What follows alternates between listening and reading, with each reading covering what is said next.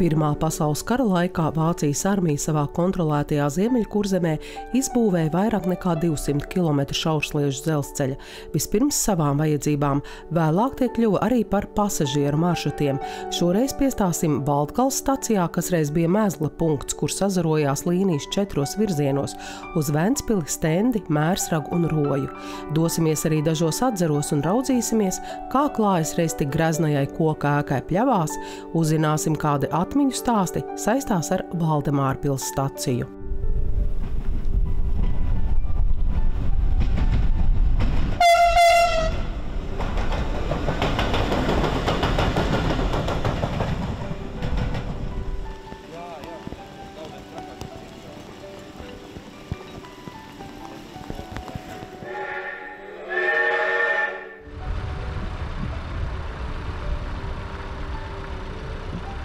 Šeit dzīvoju no 71. gada, var teikt, no 1 gadu vecuma.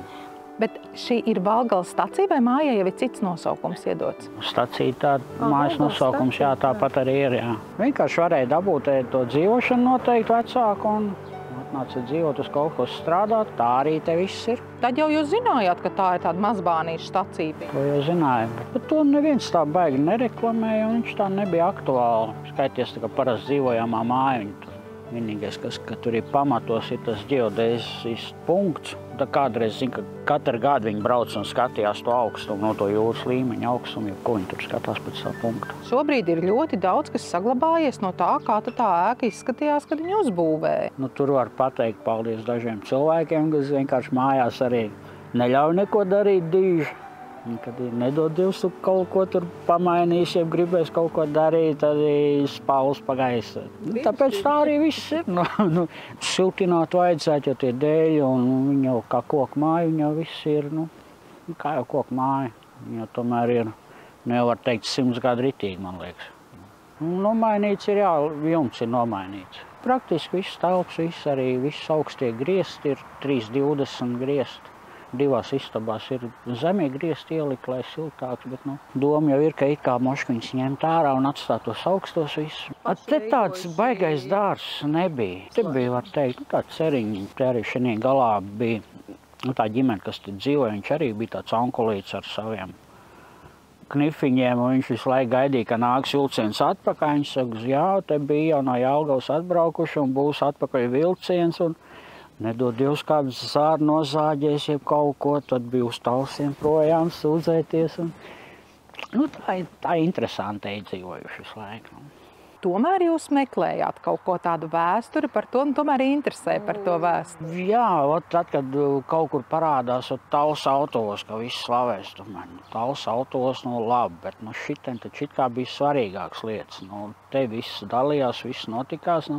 Un tā domāju, kaut kāda informācija atrast. Nekā. Ir Tals, Dundāga, viss kaut kas ir, bet tieši tā Valdgales stacija tikpat, kā viņa būtu kaut kāda slepenā bāze, nav. Nav neko. Mēs Tomam paprasīsim. Jā, faktiski Valdgale ir būtiskāka nekā Tals un Dundaga un tā tālāk, jo Latvijā ir diezgan maz tādu dzelzceļa staciju. Ir Daugavpils mums, ja. Rīgā bišķiņ vairāk, jā, Gulbene, kur ir 4 virzieni. Mums ir vēl tādas stacijas, no kurienes var braukt 3 virzienos, bet kur 4 virzienos, tādu mums faktiski vairs nav daudz, ja. Protams, tas primārais ir mazbānītis, jeb šaursliežu dzelzceļš no Stendes uz Mazirbi. Gandrīz paralēli ar tā būvniecību, nav precīzi dati, bet domājams, ka 16. vai 17. gadā, jebkurā gadījumā, viens dzelzceļš no Valdgales, tā kā uz Talsu pusi, atzarojās uz Engures ezeru. Tie ir militāri raksturi. Tad bija Valdgales stacijas ēka uzbūvēta, Vācijas okupācijas, ja vāri, ja visdrīzākais militārie dzelzceļnieki izskatās pēc tāda tipa būves, bija uzcelta. Arī koka konstrukcijas ēka mazliet garāka par šo, bet tā nodega 1921. gadā. Brīnumainā kārtā diezgan daudz fotogrāfiju no tās ir saglabājies. Ja nemaldos, tas bija 1923. 24. budžeta gads, jo toreiz visu mērīja budžeta gados, informācija precīzāk par kādiem datumiem nav, uzbūvēja šo ēku. Varbūt ne pārāk lielu, jo te nebrauc daudz pasažieru. Tals tepat blakām ir, un tur jau tā galvenā cilvēku koncentrācija. Ar laiku, acīm redzot, tur bija jau kaut kas domāts par to, bet varbūt arī, ka vēl nē. Valdgale kļuva par šo te lielo mēzgla staciju. Sanāca, ka no Valdgales Tātad tajā pusē varēja braukt 3 virzienos. Tajā pusē vienu virzienu uz Stendi, uz Talsiem, un tajā pusē tad uz Dundagu Mazirbi, mazliet pa labi, tad uz Roju un pavisam pa labi tad uz Mērsragu. Tepat ierīkoja arī signālus, kas mazajiem bāniem tāda reta lieta. Tur tomēr tas ātrums maziņš un disciplīna laba, kā jau dzelzceļniekiem brauca pēc dispečera rīkojuma sistēmas, bet Valdgalē acīm redzot bija tā, ka tie vilcieni varēja būt vairāk nekā 1 un vairāk varbūt pat nekā 2. Manuprāt, bija 4 vai 5 sliežu ceļi. Tad bija arī signāli. Tātad toreiz tie bija semafori un pie Valdgales stacijas te bija tāds aparāts liels novietots, ar kuru nosacīta aparāts rokturis, ar kuru tās troses slēdza, tās savukārt pa speciāliem ritenīšiem tur bija pagarināts un savienots ar semaforiem. Tas nozīmē, ka vilcienu vadītājs zināja, vai drīkst iebraukt stacijā vai nedrīkst. Tie 20. gada sākuma projekti tādi ļoti nosacīti. Tur, ja arī kāds arhitekts tika pieaicināts, tad visdrīzākais tas bija Latvijas dzelzceļa virsvaldes kāds tehniķis. Cilvēks toreiz jau neprasīja varbūt tā kā mūsdienās, lai tas projekts būtu izstrādāts līdz pēdējai skrūvītei. Ja? Bija apzinīgi namdari, celtnieki, paskatījās skici. Tad jābūvē tā, tad tur ir, starpsiena, šķērsiena vai balsts, tad mums viņš ir jāieliek tā, lai viņš tur turās.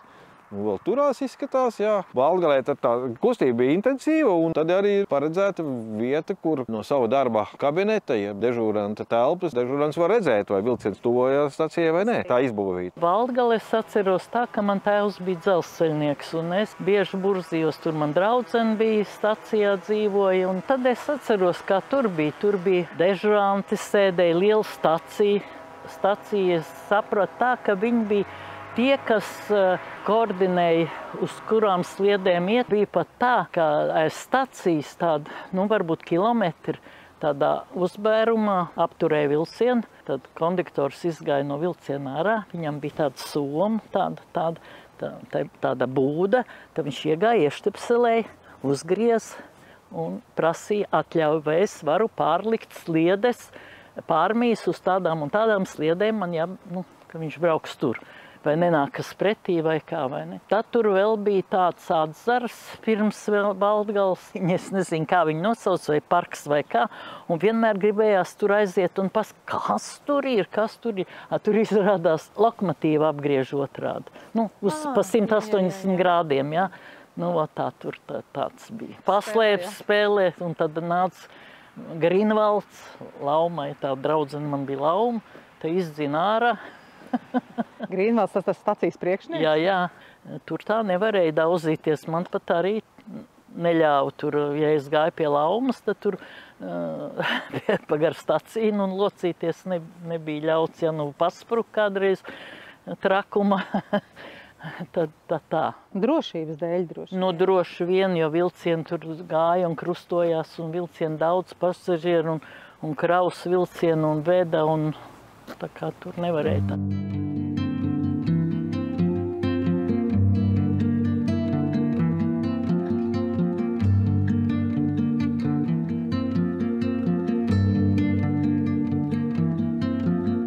Tā faktiski ir lielākā koka konstrukcijas stacijas ēka, kas ir uzbūvēta 600 mm dzelzceļiem. Tā kā Latvijas teritorijā, Talsu stacija ir mūra ēka, tagad autovos tas ir viens stāsts, bet Valdemāra pils stacija ir koka konstrukcijas ēka, un drīz vai prasās pēc 3 stāviem. Te dzīvoja vienmēr arī paši stacijas darbinieki, stacijas priekšnieks, un vienmēr it kā uzpasēja arī, redzēja, kas notiek.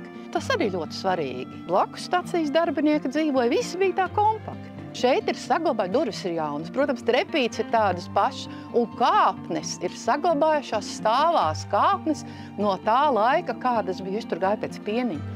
Pat augšā, jā? Jā, ka tante kādreiz nebija lejā. Viņai bija gotiņa te, tai liepiņa tantei, kas brauc tas onkulis, kas brauc uz zirgu, viņai bija gotiņa. Tā sieva bija ļoti tāda strādīga, un es nācu pēc piena, tāpēc man bija tā piena kāmiņa rokā, es to zirgu braucu. Un te ir durvis, ir saglabājušās no tiem laikiem. Es skatos, lodziņas saglabājušies. Augšā, redzi, daži ir jau būtībā tur jau ir izsisti, bet ir saglabājušies no tiem laikiem. Un arī apkārtnē daudzas lietas ir saglabātas gadu desmitiem. Tolete ir saglabājusies, kūtiņas vairs nav, bet es nācu, kas man patika, ka tur ir malkšķūnītis ir saglabājies un malkšķūnītim galā ziedi. Skaisti, ja?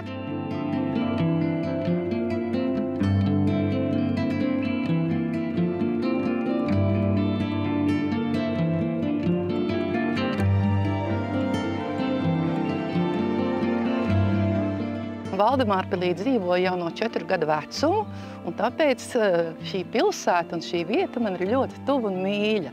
Un manuprāt, ka dzīvē ir ļoti svarīga ne tikai vieta, bet cilvēki, kas tur dzīvo. Tieši tas kontakts ar cilvēkiem, tā saziņa, tas acu skatiens.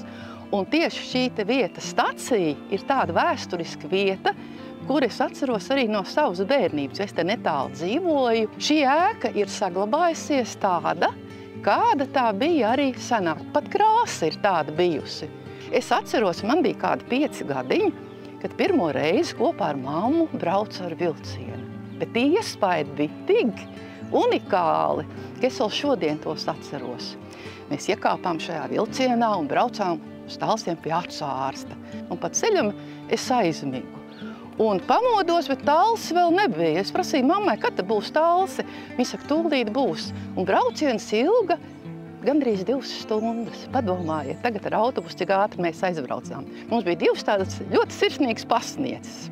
Viena bija Almiņas tante, viņa arī nes mums. Viņa vienmēr dziedādām gāja nes pastu, un otra bija Anniņas tante, Grāvera Anniņa. Abas ļoti jaukas sievietes, bet man taisina Almiņas tante nes pastu. Un viņas nāca šeit, sagaidīja vilcienu ar lielām pastu somām, saņēma avīzes un vēstules un iznēsāja ļaudīm. Tātad tā bija tā vieta, kur cilvēki satikās. Man mamma strādāja slimnīcā par saimnieci, un bieži vien tas bānītis bija arī tāda vieta, kad piemēram piedzima jaundzimušs bērniņš. Tad māsiņa vai vecmāte atnāca ar jauno māmiņu uz staciju, pavadīja, jo tā bija jāpavad noteikti vienmēr, un to bērniņu aizveda mamma aizved uz mājām ģimenē. Tātad tā vieta, tā stacija bija tāds centrs. Un man prieks, ka arī šodien šī vieta ir tāds, varētu teikt, arī vēsturisks centrs, kas tiek saglabāts arī mūsu jaunajā paudzē. Mums ir skolā ir kādas turismu sacensības, te vienmēr ir tāda vietiņa, kur arī orientēšanās rīkot, vienmēr es pat esmu bijusi arī šajā kontrolpunktā. Tad mēs bērniem izstāstam par šo te vietu. Te ir bijuši ugunskuri barikāžu laikā, un ka tā vēstures elpa dzīvo arī šodien. Un tas ir tas būtiskākais, ka mēs mazpilsētā to spējam saglabāt. Mēs nevaram atdot to, kas varbūt ir bijis, bet mēs varam to, kas mums ir tagad, dot tālāk un stāstīt, neuzspiežot. Un padomu laikā te bija arī ceļdejas kantoris, un tad bija arī muzejs vienu brīdi.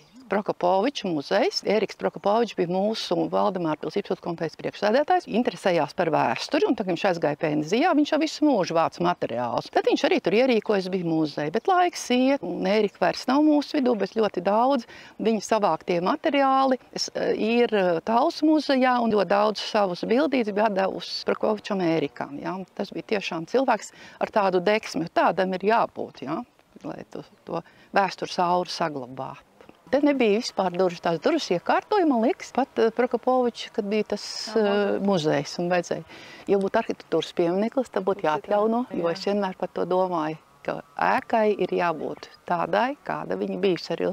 Bet cilvēki domā, cik ir iespējas, katrs domā, kā viņam ir labāk un siltāk. Logi ir jāmaina un priecājamies par to, ka ir saglabāts. Man likās, ka te vienmēr bija dzīvība. Vienmēr kaut kas jauns, vienmēr kaut kas, tāda, jo vilciens jau atnes vienmēr emocijas, ja?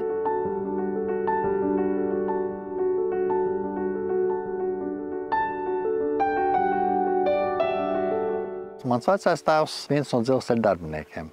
Arī te pļavās. Jā, tieši šeit. Ceļu tīklojums mazliet ir izmainījies. Jā, aizmugurē redzamais ir vecais ceļš, tas tālāk parādās 80. gados. Bet senatnē šī ir dzelzceļa kokzāģētavas vieta, ja vienkārši gateris.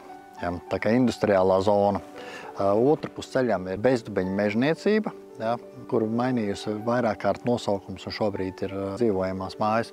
Nu, te ir dzelzceļa paliekas. Stāvam tieši praktiski uz dzelzceļa vietā. Ja. Daudz vietu ciemā tieši varēja atrast ļoti daudz ne tikai sliežu posmus, bet arī dzelzceļa metāliskos gulšiņus. Ķeizariskā Vācija, tad, kad būvēja dzelzceļš tika veidots no gataviem sliežu posmiem. Ja, 5-6 metrīgi posmi tiek atvest, salikt jau ļoti ātri steikšus, un tad lūdzu tie metāliskie posmi, tad arī laik pa laikam arī ciemā atrodami. Pļavas dzelzceļa stacija nebūtu, laikam, nav tā nozīmīgākā Mērsraga Zāra stacija. Nu, jebkurā gadījumā tā varbūt tomēr ir atsevišķa dzelzceļa līnija Valdgala Mērsrags, kas radusies, starp citu, pakāpeniski, jā, un mainījusi tā trasa savu atrašanās vietu. Un, principā, Pļava ir tā vieta, kas ir palikusi vienīgā nemainīgā. Nu, gan stacijas ēkas ziņā, kura nav īsti nekad pārbūvēta, kā uzbūvēja viņa 1916. un 17. gadā. Tā ir palikusi, un arī dzelzceļš šeit tieši kā Vācijas armija to te uzlika, tā tas arī palika. Jo no vēstures jau noteikti, kā arī zināt, jau tas ir 1916. gads, ķeizariskās Vācijas laiks, steigšus tiek būvēti dzelzceļi, darbos tiek iesaistīti karagūstekņi, ja, karagūstekņi tepat tiek arī ciemā turēti. Ir bijuši arī mēģinājumi arī mukt. Ja, ir zināms tas, ka 3 no bēdzējiem tiek arī nošauti un arī tiek apglabāti blakus ciemam Birstalā, ja, Irbēnbirzī. Mums arī mežniecībā tā arī bija iegājies. Ja, piemēram, nepareizi nozāģē koku. Ja, tas ir ļoti augsts celms, ka atstāja, tad to sauc par vaņģinieku celmu. Ja. Jo, nu, garagūstēkiņiem laikam ēst deva maz, darbs bija smags. Un, lai nebūtu tik zemi jāliecās, tad zāģēja stāvus, var teikt. Cēlums, protams, palika tādā gandrīz krūšu augstumā vai nabas augstumā. Nu, lūk, no stacijas ir palicis tikai patreiz šis, jā. Sazīmēt var. Liepas, starp citu, jā, tas ir no brīvvalsts laikiem. Šīs? Jā, viņas tolaik tika koptas, apzāģētas, jā, lapotni tika veidots, bet nu, pēdējos gados jau ir aizgājušas privāti īpašums, kur tie īpašnieku tiesības tur nevar saprast. Nu, te, protams, ir jau aizaudzis. Jā. Bet te ir arī tomēr kāds parūpējies? Jā, tas neesmu es, to veido mūsu sajiet nama vadītāja Dina Bērziņa, jā, tā kā arī iedzīvina kaut ko informatīvs tāds stends. Nosaukumi ir mainījušies daudzkārt. Pirmais no nosaukumiem, kas parādās, tas ir plavena, ja? Loģiski vāciskais. Pēc tam parādās šis pļava. Un pēc tam tad saprot, ka nav labs nosaukums, nav labs skanīgs. Ja? Tiek pielikts piekabināts S, tad ir pļavas. Otrais pasaules karš. Atkal tiek mainīts nosaukums. Parādās Wiesenhof. Ja?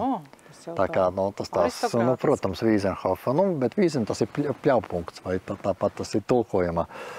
Pēc kara kādu brīdi ir pļavas, un tad jau viss aiziet nebūtībā. 90. gadu nogalē, un Dainis Punculs, ja, ar kolēģiem, es nezinu, vai jūs bijat. Es arī biju, jā. Veica uzmērījumus, šī vieta tika uzmērīta, un viņa pietiekami unikāls veidojums. Naglu šeit ir ļoti maz, ja, jo augšā viss ir pārsvarā ar tapām. Satapots. Nu, lūk, un pēc uzmērījumiem, pēc tam dzimst stacija kalns. Stacija kalns, un tas ir kopija. Un kopija. Toleša māja jau ir aizgājusi nebūtībā, tā tepat blakus atradās, jā. Tā arī bija tāda fifīga būve, tā jau ir viss jau ir zudis. Mēs redzam nededzinātus ķieģeļus. To es tam pat nebiju. Jā, tie ir nededzināti ķieģeļi. Tā kā loģiski kara laiks, būvmateriāla dārgi, izmanto maksimāli, ko vien var apdedzināts ķieģelis. Kaut kādu vietēji esat pētījuši vai? Tas nav pētīts, bet es pieņemu, ka jā. Tā kā tepat arī kaut kur vietēji meistari darinājuši un no tiem arī ķepsēts. Kurā vietā, kas atradās grūti, priekšējā daļa loģiski ir uzgaidāmā telpa, varam tur arī ieiet iekšā apskatīt. Bet te viesmīlīgi, čau, welcome. Tagad ir pīpēts. Šī ir uzgaidāmā telpa. Kases lodziņš vēl ir saglabājies, kurā vietā ir bijis. Es domāju, ka tas trīnīšu konstrukcija ir līdzīga tā kā toaletē, vai ne? Ka tas tā mazā līste virsū ir tas savienojums. Pēc iespējas ātrāk. Jā, tas tāds tipisks viņu vāciešu, respektīvi. Jā, te ir, protams, lieta jumta konstrukcija vienkārši ir tāda vēl saglabājusies. Šur tur jau vīd cauri, bet, ja grib gribētu glābt šo būvi, tad ir pēdējais laiks. Ja ne, tad aizies arī šī nebūtībā. Ja, tā kā.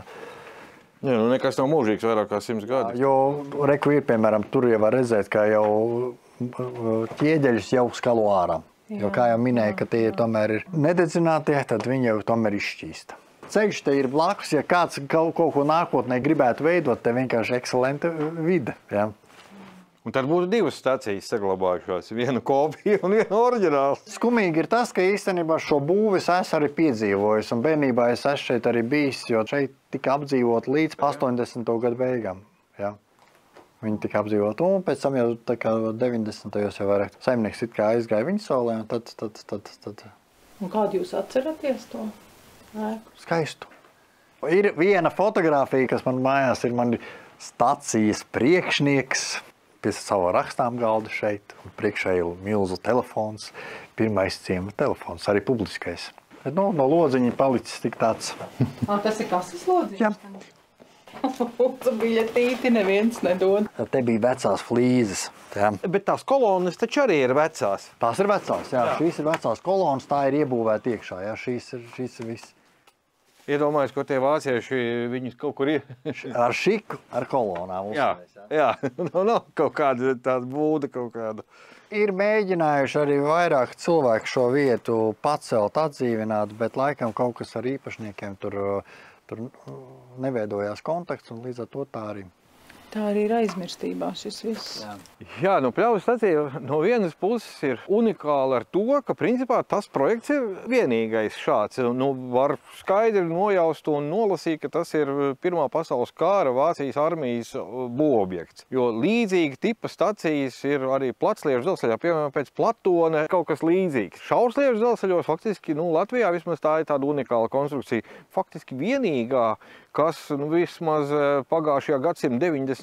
gados bija saglabājusies tāda diezgan neskārta kopš Pirmā pasaules kara laikiem. Man kolēģis Dainis Punculs teica, tas ir jāizdara, jāuzmēra šī stacija, jo mēs jau nekad nezinām, vai nākamreiz atbraucot tā eko būs vai vairs nebūs.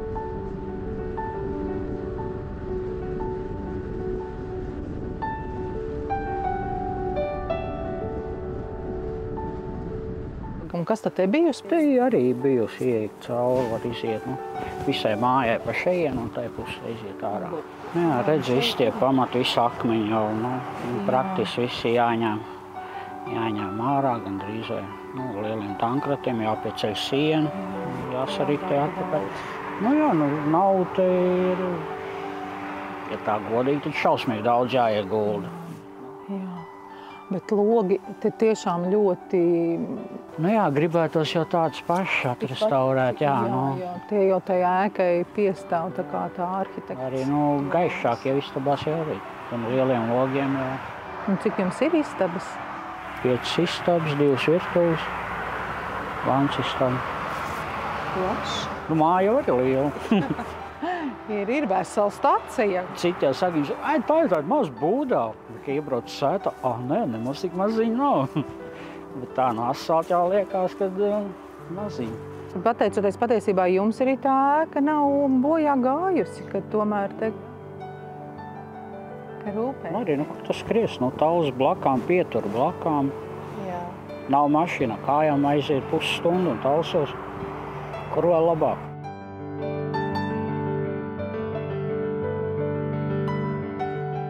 Nākamajā raidījumā tiksimies stacijā, dosimies Tukuma Jelgavas virzienā, pieturēsim Slampē, Džūkstē un Brakšķos.